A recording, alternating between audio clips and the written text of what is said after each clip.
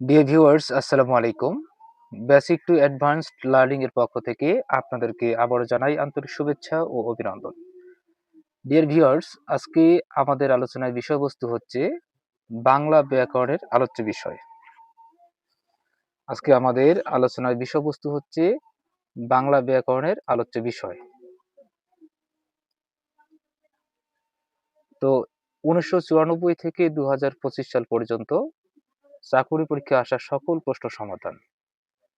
আমরা প্রস্তুতি নিব ৫০তম বিসিএস প্রাইমারি এবং ১৯তম নিবন্ধনের জন্য ২০২৬ সালে। তো ১৯৯৪ থেকে ২০২৫ সাল পর্যন্ত যতগুলো প্রশ্ন বাংলা ব্যাকরণের আলোচ্য বিষয় থেকে এসেছে, আজকে আমরা সকল প্রশ্ন সমাধান দেখব। আর হ্যাঁ, এই উত্তর সহ এই পিডিএফটি মাত্র ৩৫ টাকায় নিতে যোগাযোগ করতে পারেন। এটি হচ্ছে আমার হোয়াটসঅ্যাপ নাম্বার।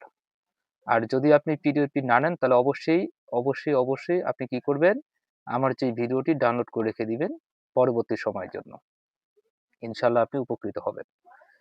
তো চলুন কথা না বাড়িয়ে আমরা ভিডিওটি শুরু করি। আমাদের প্রথম প্রশ্ন যে ধ্বনিতত্ত্ব ও শব্দতত্ত্বকে ধ্বনিতত্ত্ব ও শব্দতত্ত্বকে যথাযথ রূপ দেওয়াই। দেখেন, ধ্বনিতত্ত্ব ও শব্দতত্ত্বকে বাক্যে যথাযথ ব্যবহার করার বিধানের নামই কি? বিধার নাম হচ্ছে বাক্যতত্ত্ব। খেয়াল রাখবেন যে ধ্বনিতত্ত্ব ও শব্দতত্ত্বকে বাক্যে যথাযথ ব্যবহার করার বিধানের নামই হচ্ছে আমাদের বাক্যতত্ত্ব। এটি ৪১তম বিসিএস পরীক্ষায় আসা একটি প্রশ্ন। এর পরবর্তী প্রশ্ন যে সন্ধি।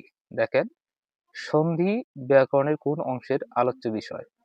আমরা তো জানি যে সন্ধি শব্দের অর্থ হচ্ছে মিলন, এখানে শুধু ধ্বনির মিলন হয়। এটি হচ্ছে ১৮তম বিসিএস পরীক্ষায় আসা একটি প্রশ্ন। তাহলে সন্ধি ব্যাকরণে ধ্বনিতত্ত্বে আলোচিত হয়। উত্তর হচ্ছে ধ্বনিতত্ত্ব। এর পরবর্তী প্রশ্ন ৩ নাম্বার যে ব্যাকরণের আলোচ্য বিষয় কোনগুলো? আবারও বলি যে ব্যাকরণের আলোচ্য বিষয় কোনগুলো? ব্যাকরণের আলোচ্য বিষয় কোনগুলো? এটি সমন্বিত ১০ ব্যাংক ও আর্থিক প্রতিষ্ঠানের সিনিয়র অফিসার ২০২৩ সালে আসা একটি প্রশ্ন। তাহলে ব্যাকরণ আলোচ্য বিষয় কোনগুলো? ব্যাকরণ আলোচ্য বিষয় ধ্বনি, ব্যাকরণ আলোচ্য বিষয় শব্দ, ব্যাকরণ আলোচ্য বিষয় বাক্য। তাহলে ধ্বনি, শব্দ, বাক্য, তার মানে হচ্ছে সবগুলো হচ্ছে আমাদের কারেক্ট অ্যান্সার। উত্তর হচ্ছে আমাদের সবগুলোই। এর পরবর্তী ৪ নম্বর প্রশ্ন যে বিপরীতার্থ ব্যাকরণের কোন মৌলিক অংশে আলোচিত হয়? তাহলে বিপরীতার্থ ব্যাকরণের কোন মৌলিক অংশে আলোচিত হয়? এটি বাংলাদেশ ব্যাংক সহকারী পরিচালক ২০২৩ সালে আসা একটি গুরুত্বপূর্ণ প্রশ্ন। তাহলে বিপরীতার্থ বিপরীতার্থ ব্যাকরণের অর্থতত্ত্বে আলোচিত হয়। কোথায় বলুন তো? অর্থতত্ত্বে আলোচিত হয়। এটি অবশ্যই আপনাকে মুখস্থ রাখতে হবে। অর্থতত্ত্বে আলোচিত হয়। পরবর্তী প্রশ্ন ৫ নাম্বার যে কোনটি ধ্বনিতত্ত্বের আলোচ্য বিষয় নয়? এখানে কোনটি ধ্বনিতত্ত্বের আলোচ্য বিষয় নয়? সেই বিষয়টা আমাদের বের করতে হবে। এখানে দেখেন যে পূবালী ব্যাংক জুনিয়র অফিসার ২০২৩ সালে আসা একটি প্রশ্ন। তাহলে উত্তর হচ্ছে উপসর্গ। উপসর্গ ধ্বনিতত্ত্বের আলোচ্য বিষয় নয়। এটি অবশ্যই আপনি মনে রাখবেন। এর পরবর্তী ৬ নম্বর প্রশ্ন যে ব্যাকরণের যে অংশে শব্দ, বর্গ ও বাক্যের অর্থ নিয়ে আলোচনা করা হয়, ব্যাকরণের যে অংশে সেই অংশের নাম কি? দেখেন, ব্যাকরণের যে অংশে শব্দ, বর্গ ও বাক্যের অর্থ নিয়ে আলোচনা করা হয়, সেই অংশটার নাম কি?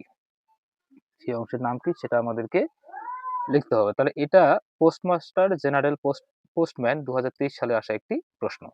তো উত্তর হচ্ছে আমাদের ক নাম্বার অর্থতত্ত্ব।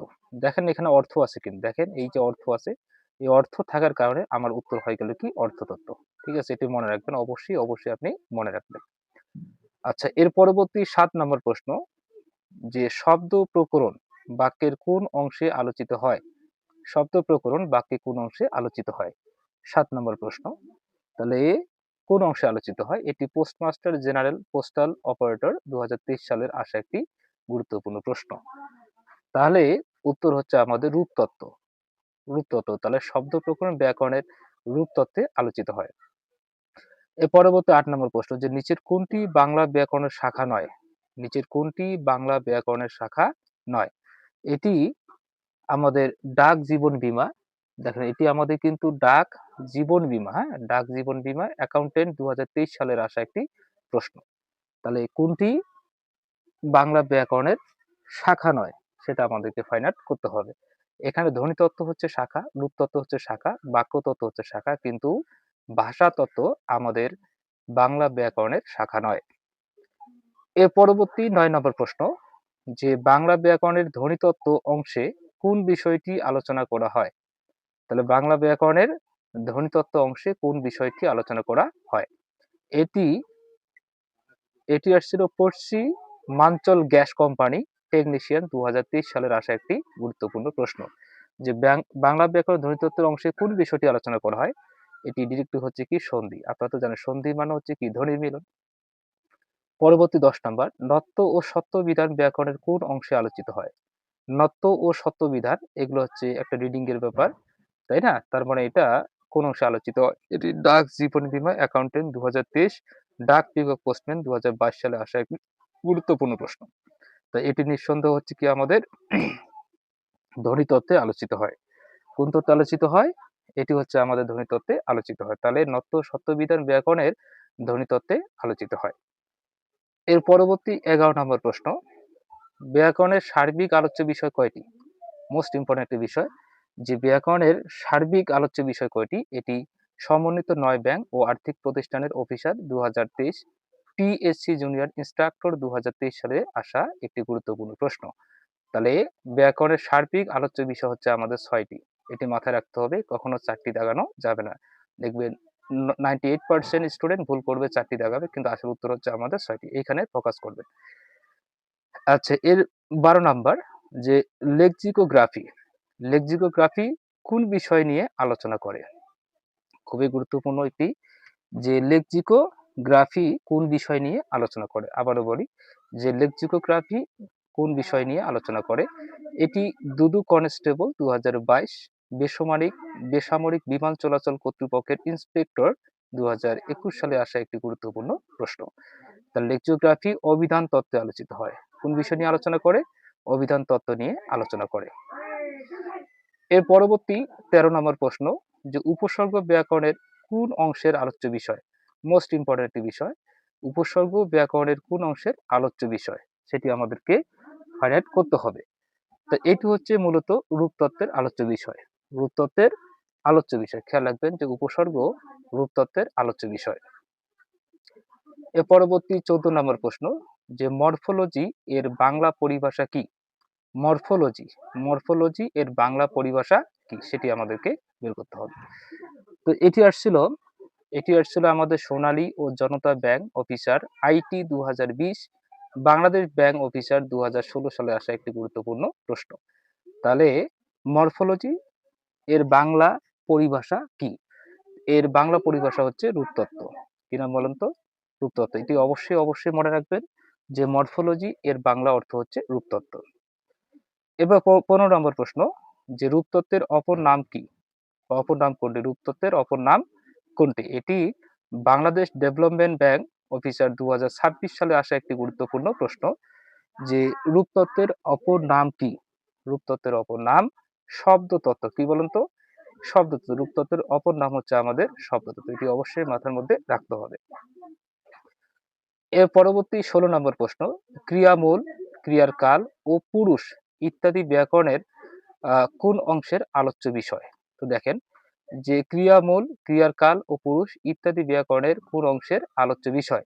এটি জনতা ব্যাংক এক্সিকিউটিভ অফিসার ২০১৯ সালে আসা একটি প্রশ্ন। এটি জনতা ব্যাংক এক্সিকিউটিভ ২০১৯ সালে আসা একটি প্রশ্ন। তাহলে ক্রিয়ামূল দেখেন তাহলে ক্রিয়ামূল, হুম? ক্রিয়ামূল, ক্রিয়ার কাল ও পুরুষ ইত্যাদি ব্যাকরণ কোন অংশের আলোচ্য বিষয়? এটি হচ্ছে আমাদের শব্দতত্ত্বের আলোচ্য বিষয় বা পদক্রমের আলোচ্য বিষয়। অবশ্যই মাথার মধ্যে রাখতে হবে। এটি হচ্ছে আমাদের ঘ নাম্বার এটি হচ্ছে আমাদের খ নাম্বার উত্তর। খ নাম্বার উত্তর। এটি আমাদের রূপতত্ত্বের আলোচ্য বিষয়। এটি হবে না। এটি আমাদের রূপতত্ত্বের আলোচ্য বিষয়। আসলে অ্যান্সার হচ্ছে আমাদের রূপতত্ত্ব। ওকে? রূপতত্ত্বের আলোচ্য বিষয়। আচ্ছা। এর পরবর্তী প্রশ্ন দেখেন ১৭ নাম্বার প্রশ্ন যে ব্যাকরণের কোন অংশে কারক সম্পর্কে আলোচনা করা হয়? ব্যাকরণের কোন অংশে কারক সম্পর্কে আলোচনা করা হয়? তাহলে সেটি আমাদেরকে বের করতে হবে যে ব্যাকরণের কোন অংশে কারক সম্পর্কে আলোচনা করা হয়। এটি বাংলাদেশ পল্লী উন্নয়ন বোর্ড উপজেলা পল্লী উন্নয়ন কর্মকর্তা ২০১৩ সালে আসা একটি গুরুত্বপূর্ণ প্রশ্ন। তাহলে এটির উত্তর হচ্ছে বাক্যতত্ত্বে। কোথায় বলেন তো? বাক্যতত্ত্বে। এটির উত্তর হবে আমাদের বাক্যতত্ত্বে। ব্যাকরণের কোন অংশে কারক সম্পর্কে আলোচনা করা হয়? উত্তর বাক্যতত্ত্বে আলোচনা করা হয়। এর পরবর্তী ১৮ নম্বর প্রশ্ন। কত নম্বর বলেন তো? এবার ১৮ নাম্বার। তা দেখেন বচন, লিঙ্গ ও পুরুষ ইত্যাদি আলোচনা করা হয়। তাহলে এই বচন, লিঙ্গ ও পুরুষ ইত্যাদি আলোচনা করা হয়। এটি সঞ্চয় পরিদপ্তর হিসাবরক্ষক ২০১০।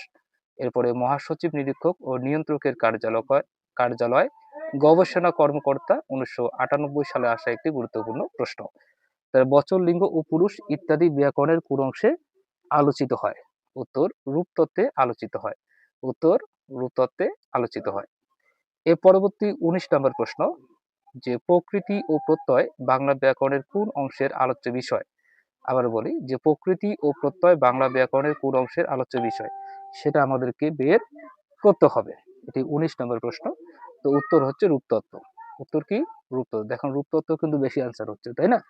আচ্ছা তাহলে রূপতত্ত্ব এটা আপনাকে করতে হবে যে প্রকৃতি ও প্রত্যয় বাংলা ব্যাকরণ রূপতত্ত্বে আলোচিত হয়। তো উত্তর হচ্ছে আমাদের রূপতত্ত্ব। এর পরবর্তী ২০ নম্বর প্রশ্ন। দেখেন আমাদের এখন ২০ নম্বর প্রশ্ন যে বাগধারা ব্যাকরণের কোন অংশে আলোচিত হয়? আবারও বলি যে বাগধারা ব্যাকরণের কোন অংশে আলোচিত হয়? বাগধারা ব্যাকরণের কোন অংশে আলোচিত হয়? উত্তর অর্থতত্ত্বে আলোচিত হয়। বাগধারা ব্যাকরণের অর্থতত্ত্বে আলোচিত হয়।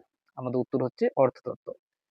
এবার দেখেন ২১ নম্বর প্রশ্ন, খুবই গুরুত্বপূর্ণ একটি প্রশ্ন যে ব্যাকরণের উচ্চতর পর্যায়ে কোন বিষয়টি আলোচিত হয়? আবারও বলি যে ব্যাকরণের উচ্চতর পর্যায়ে কোন বিষয়টি আলোচিত হয়? এটি হচ্ছে মহাসচিব, নিরীক্ষক ও নিয়ন্ত্রকের কার্যালয় অডিটর ২০১১ সালে আসা একটি গুরুত্বপূর্ণ প্রশ্ন। তাহলে ব্যাকরণের উচ্চ পর্যায়ে কোন বিষয়টি নিয়ে আলোচনা করা হয়? উত্তর অর্থতত্ত্ব নিয়ে আলোচনা করা হয়। উত্তর অর্থতত্ত্ব। ২২ নম্বর প্রশ্ন যে শব্দতত্ত্ব এর অপর নাম কি? আবারও বলি যে শব্দতত্ত্ব এর অপর নাম কি? উত্তর পদক্রম। শব্দতত্ত্ব এর অপর নাম হচ্ছে পদক্রম। খেয়াল রাখবেন এটি আসছিল controller general defence finance auditor ২০১৯ সালে। ২০১৯ সালে আসা একটি গুরুত্বপূর্ণ প্রশ্ন ছিল পদক্রম। শব্দতত্ত্বের অপর নাম পদক্রম। আচ্ছা এবার আমাদের ২৩ নম্বর প্রশ্ন।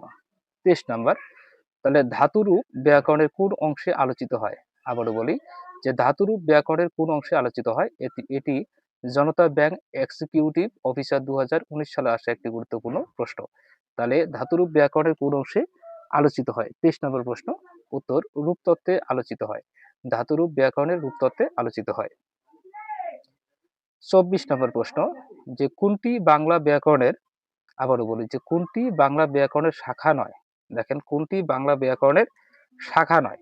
এটি প্রবাসী কল্যাণ ব্যাংক এক্সিকিউটিভ অফিসার ২০১৯ সালে আসা একটি গুরুত্বপূর্ণ প্রশ্ন। তাহলে কোনটি বাংলা ব্যাকরণের শাখা নয়? এটি অবশ্যই মনে রাখতে হবে। কিছুক্ষণ আগে এটা ছিল। তো যাই হোক এটা কমন পড়ছে তাহলে ভাষাতত্ত্ব। ভাষাতত্ত্ব বাংলা ব্যাকরণের শাখা নয়। এর পরবর্তী দেখেন আমাদের ২৫ নম্বর প্রশ্ন যে ফিলোলজি শব্দের বাংলা পরিভাষা কোনটি? আবারও বলি যে ফিলোলজি শব্দের বাংলা পরিভাষা কোনটি? এটি আইইআর ঢাকা বিশ্ববিদ্যালয় উপজেলা প্রোগ্রাম কোঅর্ডিনেটরে আসা একটি গুরুত্বপূর্ণ প্রশ্ন। তা ফিলোলজি শব্দের বাংলা পরিভাষা কি? উত্তর ভাষাবিদ্যা। ফিলোলজি শব্দের বাংলা অর্থ হচ্ছে ভাষাবিদ্যা। উত্তর হচ্ছে আমাদের ভাষাবিদ্যা। এর পরবর্তী প্রশ্ন ২৬ নম্বর। দেখেন ২৬ নম্বর যে বাংলা ব্যাকরণে রূপতত্ত্বের আলোচ্য বিষয় কোনটি? বাংলা ব্যাকরণে রূপতত্ত্বের আলোচ্য বিষয় কোনটি? এটি বাংলাদেশ সেতু কর্তৃপক্ষ সহকারী পরিচালক ২০২০ সালে আসা একটি গুরুত্বপূর্ণ প্রশ্ন। তাহলে বাংলা ব্যাকরণের রূপতত্ত্বের আলোচ্য বিষয় কোনটি? আচ্ছা তাহলে বাংলা ব্যাকরণে রূপতত্ত্বের আলোচ্য বিষয় হচ্ছে আমাদের প্রত্যয়। খেয়াল রাখবেন যে প্রত্যয় হচ্ছে আমাদের রূপতত্ত্বের আলোচ্য বিষয়। এর পরবর্তী ২৭ নম্বর প্রশ্ন, আমরা প্রায় শেষের দিকে এসে গেছি যে শব্দ আলোচিত হয় ব্যাকরণের কোন অংশে? আবারও বলি শব্দ আলোচিত হয় ব্যাকরণের কোন অংশে? এটি এনএসআই কম্পিউটার অপারেটর ২০২১ সালে আসা একটি গুরুত্বপূর্ণ প্রশ্ন। তাহলে আমাদের ২৭ নম্বর অ্যান্সার হচ্ছে খ। এটা হচ্ছে রূপতত্ত্বে আলোচিত হয়। আবারও বলি রূপতত্ত্বে আলোচিত হয়। শব্দ আলোচিত হয় ব্যাকরণের কোন অংশে? উত্তর রূপতত্ত্বে। এর পরবর্তী এক্কেবারে আমরা শেষের দিকে এসে গেছি যে রূপতত্ত্বের অন্তর্ভুক্ত কোনটি? আবারও বলি যে রূপতত্ত্বের অন্তর্ভুক্ত কোনটি? উত্তর হচ্ছে আমাদের ক্রিয়া বিশেষণ। ক্রিয়া বিশেষণ হচ্ছে রূপতত্ত্বের অন্তর্গত। এটি আসছিল বাখরাবাদ গ্যাস ফিল্ড সহকারী ব্যবস্থাপক ২০২১ সালে। তো ডিয়ার ভিউয়ার্স, এই হচ্ছে আজকে আমাদের ১৯৯৪ থেকে ২০২৫ সাল পর্যন্ত যতগুলো প্রশ্ন বাংলা ব্যাকরণের আলোচ্য বিষয় থেকে এসেছে সকল প্রশ্নের নির্ভুল সমাধান। তো ভিডিওটা যদি আপনাদের সামান্যতম উপকারে আসে তাহলে অবশ্যই চ্যানেলটি সাবস্ক্রাইব করবেন। আর হ্যাঁ, যদি সম্ভব হয় ভিডিওটি ডাউনলোড করে রাখবেন, অথবা আপনি যদি পিডিএফটা নিতে চান মাত্র ৳৩৫ আপনি পিডিএফটা নিতে পারেন। আজকে এই পর্যন্ত। আল্লাহ হাফেজ।